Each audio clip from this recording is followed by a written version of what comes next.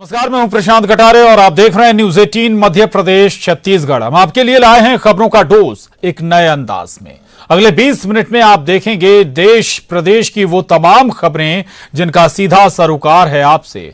हर खबर अपने आप में मुकम्मल है, हर कहानी अपने आप में कंप्लीट है। संघर्ष की खबर, समाज की खबर, पहल की कहानी, पीड़ा की कहानी, यानी आपके जज्बात से जुड़ा सब कुछ। तो शुरू करते हैं 20 मिनट 20 खबर।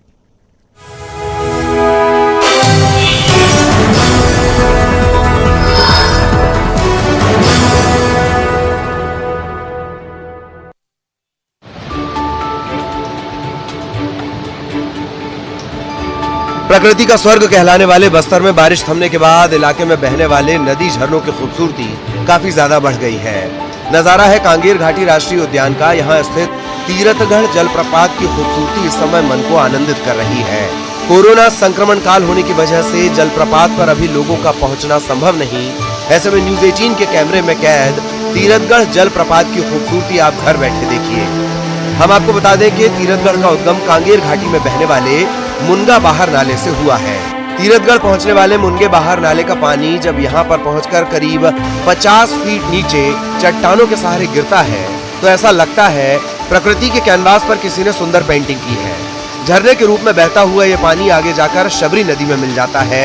तो आप भी इस खूबसूरत नजारे को अपने दिल में सहेजिए और जब सब कुछ सामान्य हो जाए तो एक बार तीरथगढ़ के इस मनमोहक नजारे को करीब से देखने बस्तर जरूर आइए।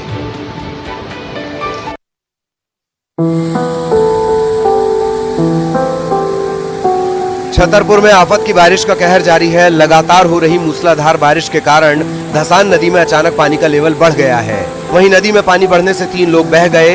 बहने वाले लोग रेलवे ब्रिज के निर्माण में लगे हुए थे। बताया जा रहा है कि देर रात अचानक पानी बढ़ने से यह हादसा हुआ। हादसे की खबर मिलते ही अधिकारी और पुलिस टीम मौके पर पहुंची। ग्रामीणों की मदद से रेस्क्यू की कोशिश जारी है। पूरा मामला हरपालपुर थाना इलाके के चपरन गांव का है।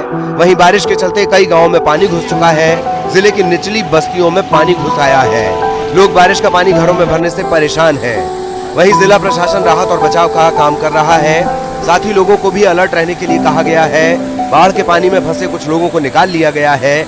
लोगों को नदी के पास न जाने की हिदायत दी गई है।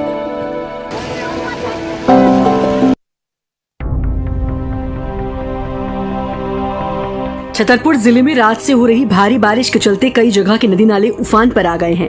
वहीं तेज बारिश की वजह से गठेवरा के पास निर्माणाधीन डाइवर्ट की पुलिया बह गई, जिसके चलते छतरपुर से पन्ना का मार्ग बाधित हो गया। पुल टूटने की वजह से दोनों तरफ वाहनों की लंबी कतार लग गई है। बारिश का पानी पुलिया के ऊपर से जा रहा है। बावजूद उसके लोग जान जोखिम में डाल टूटी हुई पुलिया पर से वाहन निकाल रहे हैं, जिससे कभी भी बड़ा हादसा हो सकता है। बहुत ज्यादा समझ छोटी सी बात है। छोटे छोटे जो पुल जो बना रहे हैं, जो कौन PNC वाले, तो हर जगह समस्या आ रही है। बरसात में थोड़ी बरसात होती है तो निकालना बड़ा मुश्किल हो जाता है। जैसे किसी को यात्री या कहीं से किसी को जाना है, आज पन्ना ही जाना था, सुबह से खड़ा हूँ 6 बजे से, अभी तक कोई व्यवस्था नहीं हुई उनकी तरफ से कि कोई कार सुधार करें। वहीं जानकारी के बावजूद प्रशासन ने सुरक्षा के कोई इंतजाम नहीं किए हैं। इस तरह की लापरवाही बरतने से कोई बड़ा हादसा कभी भी घट सकता है।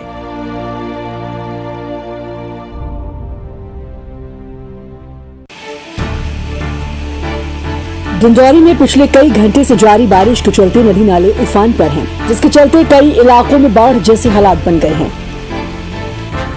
बारिश के चलते खरमेर नदी भी उफान पर है। वहीं कुछ लोग लगातार हो रहे हादसों से अभी तक सबक नहीं ले रहे और अपनी जान जोखिम में डालकर सफर कर रहे हैं। ये तस्वीर डिंडौरी और अमरपुर को जोड़ने वाले रास्ते की है, जो बारिश के कारण बाधित हो गया है। बावजूद इसके लोग उफनती नदी पर बने पुल को पार कर रहे हैं। कल देर रात से जारी बारिश के कारण आई बाढ़ से कई गांव का जिला मुख्यालय से संपर्क कट गया है।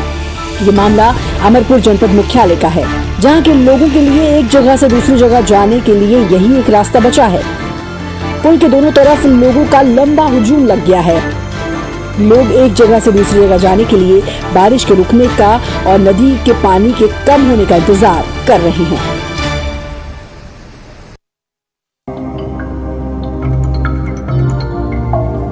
बीते दिनों हुई जोरदार बारिश के बाद शाहजहांपुर का चिलर डैम लबालब भर गया है। महज 2 दिन की बारिश के बाद डैम में लगभग 11 फीट पानी आ चुका है। हालांकि डैम की कुल भराव क्षमता 23 फीट है, लेकिन जिस तरह से मौसम विभाग ने सितंबर में भी पर्याप्त बारिश का अनुमान जताया है, उसको देखते हुए उम्मीद जताई जा रही है कि पिछले साल की तरह इस साल भी डैम अपनी पूरी क्षमता के साथ भर जाएगा। गौरतलब है कि चिलर डैम से ही शाहजहांपुर शहर में पानी की सप्लाई होती है। इसके साथ ही सिंचाई के लिए भी इसी डैम के पानी का इस्तेमाल होता है। जिले के मक्सी स्थित लखुंदा डैम में भी पर्याप्त पानी आ चुका है। हालांकि ये दोनों ही डैम अब भी अपनी पूरी क्षमता के मुताबिक खाली हैं और प्रशासन ने लोगों से इस जगह गहरे पानी में न जाने को लेकर चेतावनी जारी कर रखी है।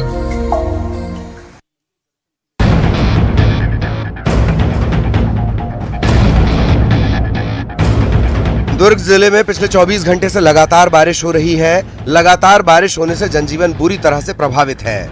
वहीं बारिश की वजह से नदी नाले उफान पर आ गए हैं। इलाके की कई सड़कों ने तालाब की शक्ल ले ली है। कॉलोनियों में पानी भर गया है। लोगों के घरों में कमर तक पानी घुसा हुआ है, जिससे लोगों का घरों में रहना भी मुश्किल है। कई इलाकों में बारिश के कारण लोग अपने घरों में कैद हो गए हैं। प्रशासन ने लोगों से कहा है कि बेहद जरूरी काम होने पर ही घर से निकलें। पूरे शहर में सन्नाटा पसरा है। इधर लगातार हो रही बारिश के मद्देनजर जिला प्रशासन भी अलर्ट पर है। दुर्ग कलेक्टर समेत सभी अधिकारी ग्रामीण इलाकों में नजर बनाए हुए हैं।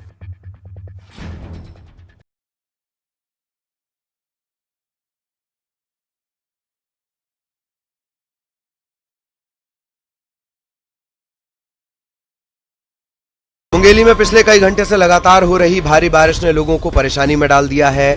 बारिश के कारण बाढ़ जैसे हालात बन गए हैं। बारिश का पानी लोगों के घरों में घुस गया है। जिले के निचले इलाके पूरी तरह पानी में डूब चुके हैं। लोरमी के खुड़िया में बारिश से ज्यादा जनजीवन प्रभावित हुआ है। कुछ लोग अभी भी अपने घरों में फंसे हुए हैं। वहीं कुछ लोग घर छोड़कर जा चुके हैं। लोगों ने सुरक्षित ठिकानों पर डेरा जमा लिया है। हालांकि राहत और बचाव का काम जारी है। कई लोगों के मकान धराशायी हो चुके हैं। इलाके के लोगों को अलर्ट रहने के लिए कहा गया है। आपको बता दें, प्रदेश के कई इलाकों में भारी बारिश का दौर जारी है। वहीं मौसम विभाग ने अगले कुछ घंटों में और बारिश की संभावना जताई है।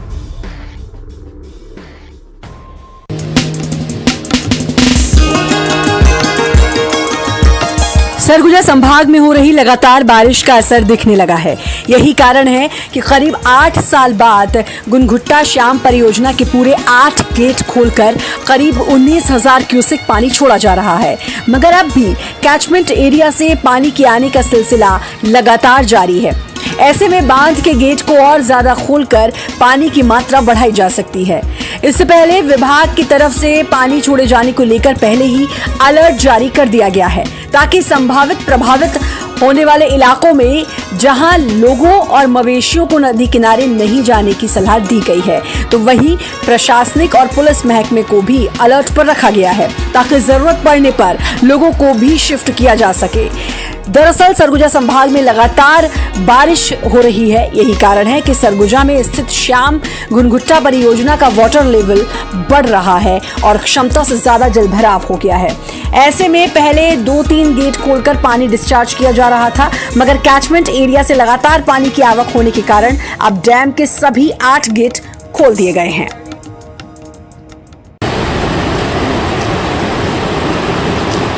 कोरबा में मिनी माता बांगो बांध का जलस्तर अब धीरे धीरे कम होने लगा है। घटते जलस्तर को देखते हुए पहले 5 में से 4 गेट बंद किए गए। 24 घंटे तक एक गेट से 8,000 क्यूसेक पानी छोड़ने के बाद अब बांध के 7 ही गेट बंद कर दिए गए हैं। पिछले 20 दिनों से मिनी माता बांगो बांध के 5 गेट खोलकर 31,000 क्यूसेक पानी नदी में छोड़ा जा रहा था। लगातार हो रही बारिश के कारण बांध का जल भराव 357.41 मीटर पहुंच गया है। बांध की कुल जलभराव क्षमता 359.66 मीटर है। इस लिहाज से अब जलभराव 90% से नीचे आ गया है। वहीं दूसरी तरफ जिले में रुक रुक कर हो रही बारिश से निचली बस्तियों में भी अलर्ट जारी रखा गया है। मौसम विभाग की चेतावनी को देखते हुए प्रशासन अलर्ट पर है। डुबान क्षेत्रों में निगरानी पुख्ता की गई है। हाइड्रोल पावर प्लांट के लिए बांध से लगातार 9,000 क्यूसेक पानी छोड़ा जा रहा है। प्लांट के दिनों यूनिट से 120 मेगावाट बिजली का उत्पादन किया जा रहा है।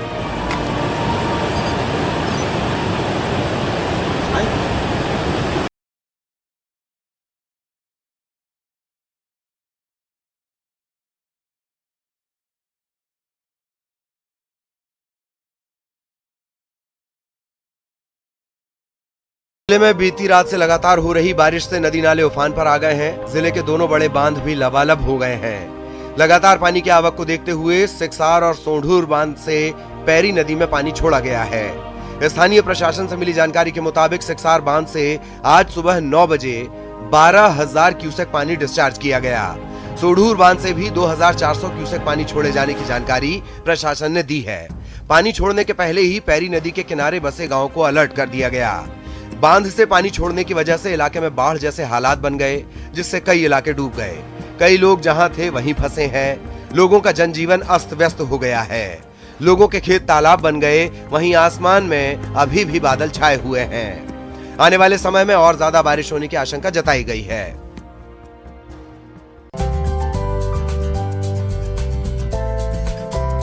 सरगुजा जिले में भी भारी बारिश का दौर जारी है। बारिश के कारण इलाके में बाढ़ जैसे हालात हो गए हैं। कई निचले इलाकों में पानी भर गया है, जिससे कई लोगों के घर डूब गए हैं। लोगों का लाखों का सामान बर्बाद हो गया है। कई इलाकों का शहरी क्षेत्र से संपर्क कट गया है। किसानों के खेत तालाब बन गए हैं। सड़कों पर सैलाब आ गया है। लोगों का जनजीवन अस्त व्यस्त हो चुका है।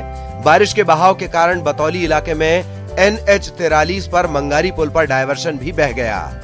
डायवर्शन बहने से आवागमन पूरी तरह से बाधित हो गया है। वहीं अंबिकापुर से बतौली रायगढ़ मार्ग में डायवर्शन टूटने के कारण लंबा जाम लग गया। तेज बारिश के चलते सभी नदी नाले उफान पर हैं। लगातार हो रही मूसलाधार बारिश के कारण लोगों को भारी परेशानी का सामना करना पड़ रहा है। नरसिंहपुर के राम वार्ड में एक युवक का हाई वोल्टेज ड्रामा देखने को मिला। घरेलू विवाद के बाद युवक आत्महत्या की कोशिश में मोबाइल टावर पर चढ़ गया। टावर पर युवक के चढ़े होने की जानकारी के बाद मौके पर पुलिस भी पहुंची है। पुलिस युवक को नीचे उतारने की काफी मिन्नतें करने लगी, लेकिन युवक नीचे उतरने को तैयार नहीं है। पुलिस युवक के परिवार के लोगों से भी युवक को नीचे उतारने की कोशिश करने को कह रही है। वहीं टावर पर चढ़े युवक को देखने के लिए लोगों की भारी भीड़ जमा हो गई, जिससे सड़क पर भारी जाम लग गया। वहां मौजूद लोग परिवार और युवक के बीच बातचीत कराकर समाधान निकालने की बात करते रहे, जब तक ये तमाशा यूं ही चलता रहा।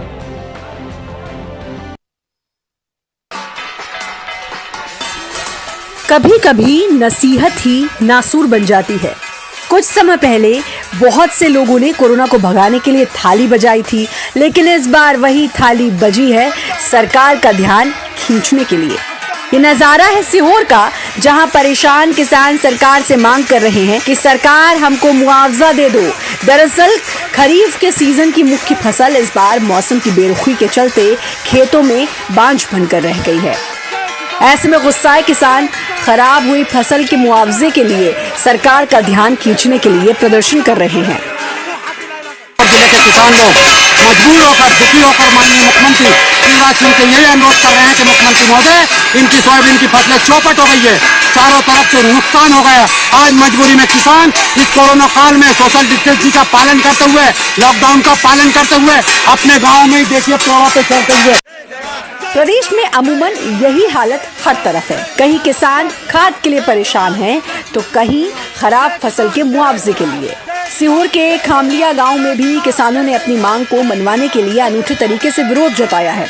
किसानों ने गांव के बाहर पेड़ों पर चढ़कर थाली बजाई।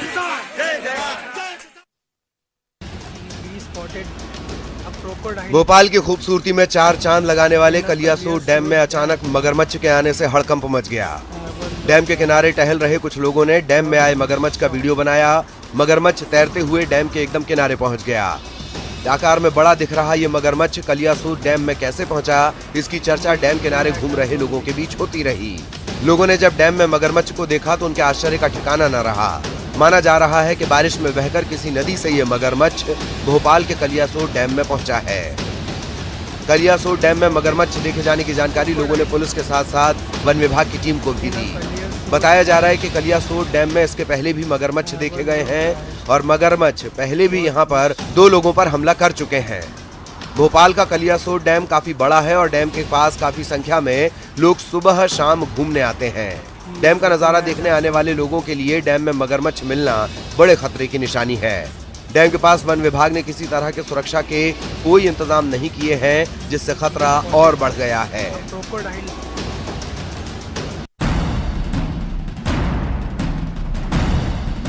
कहते हैं जितना प्यार इंसान अपने बच्चों से करता है उतना ही प्यार बेजुबान जानवर भी अपने बच्चे से करता है, और जो गम इंसान को किसी अपने के खोने का होता है वही गम जानवरों को भी होता है।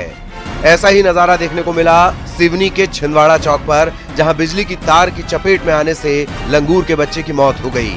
अपने बच्चे की मौत देखकर लंगूरों का झुंड इसके आसपास रुक गया। बच्चे के शव को कोई हाथ न लगाए, इसे लेकर लंगूरों का झुंड पूरी तरह सावधान दिखा। जैसे ही कोई राहगीर लंगूर के बच्चे के शव के पास जाता, लंगूर उस पर झपट्टा मारने दौड़ते। अपने बच्चे के प्रति लंगूर की ममता देखकर सड़क पर लोगों की भीड़ लग गई। काफी देर तक ये हृदय विदारक दृश्य सड़क पर चलता रहा। अंत में किसी तरह लोगों ने लंगूर के इस बच्चे का शव उठाकर उसका अंतिम संस्कार करवाया। अजहर खान, न्यूज़ 18 सिवनी।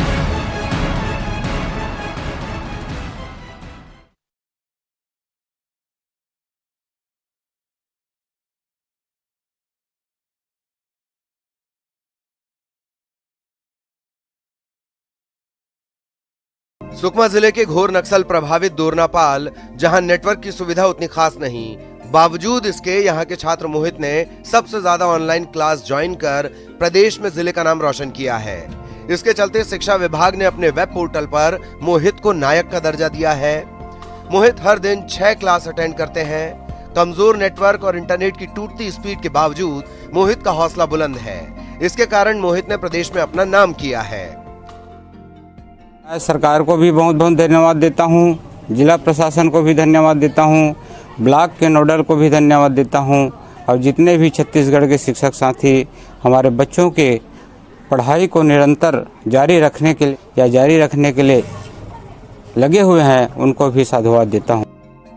क्षेत्रीय विधायक और कैबिनेट मंत्री कवासी लखमा के साथ कलेक्टर चंदन कुमार ने भी मोहित को बधाई दी और उनके उज्जवल भविष्य की शुभकामनाएं की। ज्ञात हो कि कोरोना काल में जहां एक तरफ शिक्षा व्यवस्था पूरी तरह ठप है, उसके बाद प्रदेश सरकार ऑनलाइन क्लास के माध्यम से बच्चों को पढ़ा रही है, जिसे पढ़ई तुहर दुआर नाम दिया गया है, जिसके तहत बच्चे ऑनलाइन क्लासेस में पढ़ाई कर रहे हैं।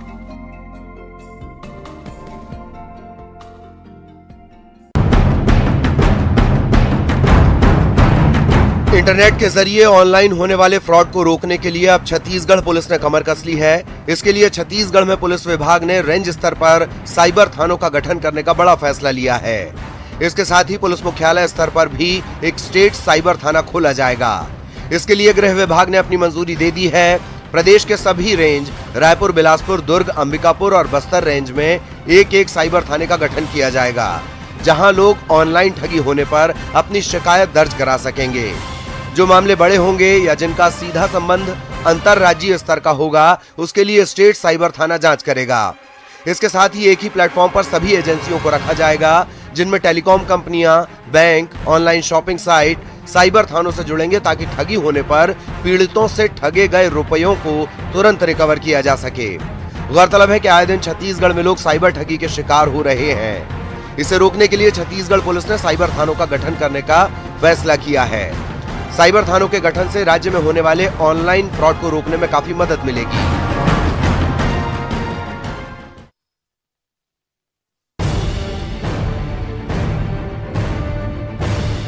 माता पिता और प्रेमिका का बेरहमी से कत्ल करने वाले पश्चिम बंगाल के साइको किलर उदयन दास को उम्र कैद की सजा सुनाई गई है। पश्चिम बंगाल के बांकुड़ा के फास्ट ट्रैक कोर्ट ने साइको किलर को आजीवन कारावास की सजा सुनाई। उदयन ने रायपुर में अपने माता पिता और भोपाल में अपनी प्रेमिका की हत्या कर तीनों के शव को घर में ही दफना दिया था। मंगलवार के दिन साइको किलर को दोषी ठहराया गया, जबकि बुधवार को अतिरिक्त जिला न्यायाधीश सुरेश विश्वकर्मा ने सजा सुनाई। कोर्ट ने हत्या के लिए 20,000 रुपए जुर्माना और उम्र कैद की सजा सुनाई। इसके साथ ही सबूतों से छेड़छाड़ के लिए 2,000 रुपए का जुर्माना और 2 साल की कैद की अलग से सजा सुनाई। महंगी गाड़ियों के शौकीन और हाई प्रोफाइल तरीके से जीवन जीने वाले साइको किलर उदयन दास ने सिलसिलेवार कत्ल कर पूरे देश में सनसनी मचा दी थी।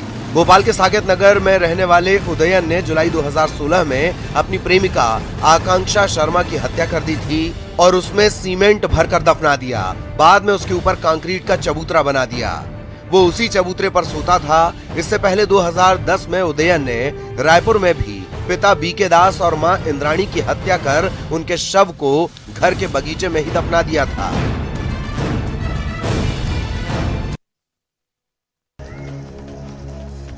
सरगुजा जिले में पीडीएस दुकानों में गड़बड़ी का बड़ा मामला सामने आया। राशन दुकानें बंद हैं, लेकिन दुकान बंद वाली तारीख में ही ऑनलाइन राशन बिक्री का रिकॉर्ड दिखा रहा है। इससे आप अंदाजा लगा सकते हैं कि सरगुजा में किस प्रकार से राशन दुकानों में भ्रष्टाचार का खेल चल रहा है। राशन दुकानों में इन गड़बड़ियों को लेकर फूड अधिकारी से शिकायत की गई है। पहले भी कंप्लेन हो चुका है, लेकिन खाद्य अधिकारी के द्वारा कोई भी कार्रवाई इनके ऊपर नहीं किया गया है अभी तक। कि जब सोसाइटी खुली नहीं हुई है तो फिर ये राशन कैसे जारी हो रहा है। खाद्य अधिकारी के द्वारा कहा गया है कि मैं इनके विरुद्ध कार्रवाई करूंगा यदि इस प्रकार की कोई बात होगी तो।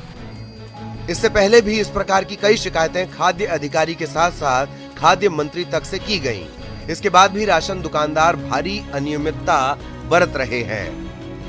हम अभी हितग्राहियों को बुलवाए हैं, हितग्राहियों का बयान लेंगे और सीसीटीवी फुटेज भी चेक करेंगे कि दुकान जिस समय बताया जा रहा है उस समय खुला था कि नहीं खुला था। यदि दुकान उस समय नहीं खुला था और राशन जारी किया गया है तो उनके खिलाफ प्रकरण निर्मित कर कार्रवाई की जाएगी। बहरहाल अब देखना होगा कि राशन की हेराफेरी की मिली शिकायतों पर अधिकारी क्या कार्रवाई करते हैं।